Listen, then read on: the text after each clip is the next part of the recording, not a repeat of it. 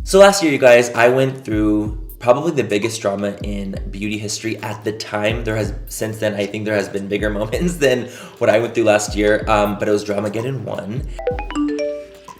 Oh my god. Okay, what's with the phones? Ooh, I bet someone's canceled. I can't wait to make a video about it even though I'm not involved in any sort of way. It's when you jeopardize the livelihood and reputation of someone based on something they did in the past. Oh, why? I'm a part of the most toxic community on the internet. We talk a lot on this channel about cancellations, and it feels like practically every week some big celebrity or influencer gets cancelled for something controversial that they said or did. But since cancellations are a pretty new phenomenon, we're now seeing a lot of people bounce back from their cancellations, proving that not all cancellations last forever. But there are some influencers that are so big in the space that no matter what they do, it seems like they never truly get cancelled, and those are the people we're going to be talking about today. Hey, what's up everyone, I'm Mackenzie Smith, and today on the channel I'm going to be listing for you the top 5 influencers that are too big to get cancelled. And all the people on this list are people that are constantly caught up in controversy, but for whatever reason their careers have never dipped. But before I get into it, make sure to like and subscribe below, as well check out our playlist for more top 5s just like this one. Also follow the team on Instagram to stay up to date with us. Okay, now without further ado, let's get into this list. Starting off at number 5, we have David Dobrik. David Dobrik is someone who I think has proved to be pretty uncancelable, because he generally does not get called out for things, and when he does, he basically just ignores it until it goes away. Even when other influencers call him out for things that are actually problematic, he still goes away pretty much scot-free.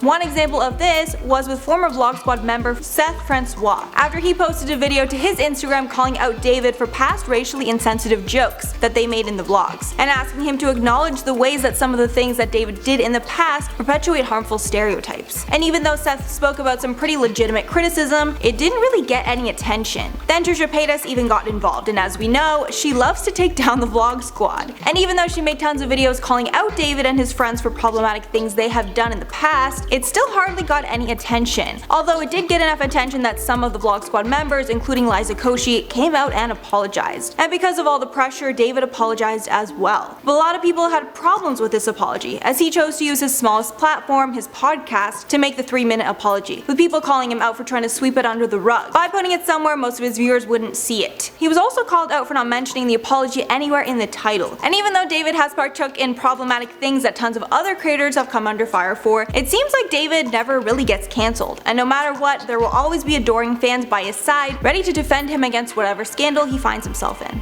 In at number 4, Jeffree Starr. I know a lot of you are gonna be mad at this one, but honestly, it's true. Jeffree Starr is too big to get cancelled for a few reasons. First, he's just known for so much controversial stuff. The people that still support him now are gonna support him no matter what he does. And at the end of the day, it's their choice. So even though public opinion might be so negative towards him, it doesn't mean his loyal fans will jump ship. Also, Jeffree is incredibly rich because of his makeup company. And although social media is a huge part of that, if he was kicked off social media tomorrow, he would still be richer than most people will ever be in their lifetimes. There are also tons of makeup fans that love his products, and even though they might not agree with him, they will still buy his products if they believe they are that good. And he doesn't need sponsorships or AdSense to make his money, so if those things were taken away, he would still be financially fine. Jeffree lost roughly 500,000 subscribers during the Dramageddon scandal surrounding James, and even though that's a huge number, he still has millions of fans following him. Also, Jeffree's been around since MySpace, and even when he was just starting out in social media, he was still as controversial as he is today. And the fans that know and love him for this after all these years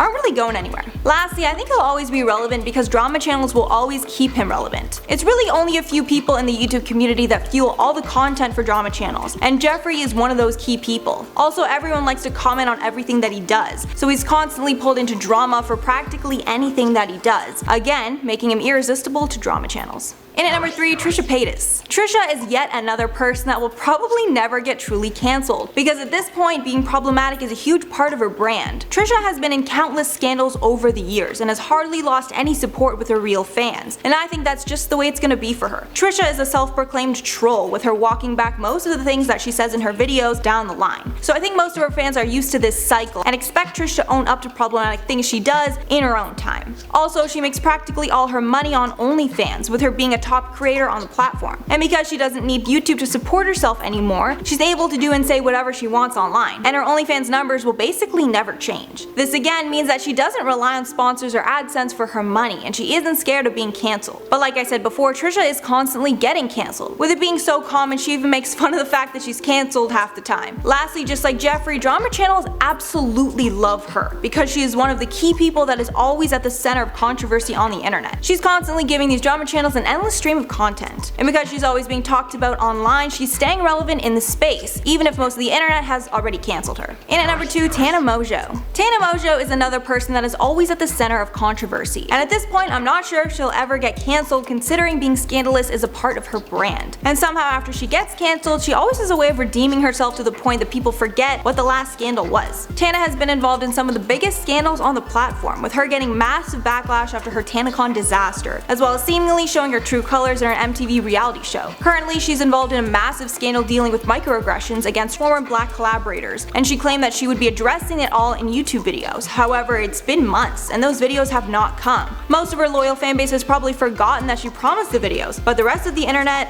has not. But again, the fact that she's not following through with something that she's promised isn't really new. She even made a whole song about the fact that she's chaotic and always makes mistakes, called F Up, where she talks about all the ways she messed up in the past. Another YouTuber from the channel Psych IRL spoke about the Tana Mojo phenomenon, saying that since she was really young when she blew up, most of her behavior was ignored back then. Saying to Insider, quote, "When she was smaller, she did similar things of course, but we let that behavior go because of her status. Now she's bigger, she's built all that stuff into her personality." Saying how there's somewhat of a social contract made between creators and their audience, and the only time there's a problem is when they deviate from that expectation. And that could very well explain why Shane Dawson had a far worse cancellation than Jeffree Starr, with that behavior being practically expected from Jeffree, while everyone was more angry at Shane as they felt he was a wolf in sheep's clothing. And for Tana, she owns up to the fact that she's controversial, so getting into scandals isn't really breaking this contract for fans. However, this current scandal she's in with Colin Berry and Simply Nessa does feel somewhat different, so I guess we'll have to wait and see if her fans accept whatever apology video she does end up releasing. And finally at number 1, PewDiePie. PewDiePie is the biggest creator on the platform, currently with 106 million subscribers. So even if he were to lose literally half of his subscribers, he would still have more subs than most people have in their lifetimes. And even though PewDiePie has been in a few big controversies in his day, his career is still thriving, and it doesn't seem like those temporary cancellations did much to harm his overall brand. Back in 2017 is when he got into his biggest scandal, when he paid 2 Indian men on Fiverr to dance with a sign that had a horrible message on it, in somewhat of an experiment about what people are willing to do on Fiverr for a few bucks. As a result of the huge backlash, he lost a partnership with Disney. As well, his YouTube Red series was cancelled. But even though he lost some professional connections, he was able to weather that storm pretty well, with most of his fans supporting him as they felt the entire scandal was taken out of context. But later that same year, he got into another scandal after he called another player in a video game the N-word. And after this happened, he made a lengthy apology video, speaking about his regret for uttering the word. And again, after this, his mainstream partnerships and press were very negative. But on YouTube, he just kept growing, and it was made pretty clear that his loyal fans would be staying with him no matter what.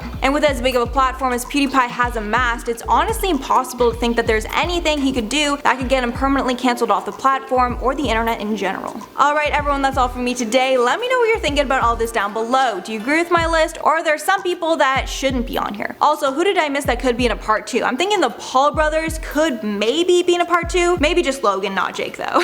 Okay, and before I head out, I'm gonna shout out some comments from influencers saying that Bryce Hall kicked them out of a party. So Kevin said this wouldn't have even happened if they were responsible and didn't throw a party. I mean, I guess that's true actually. Like, if they didn't go to the party in the first place, they never would have been kicked out.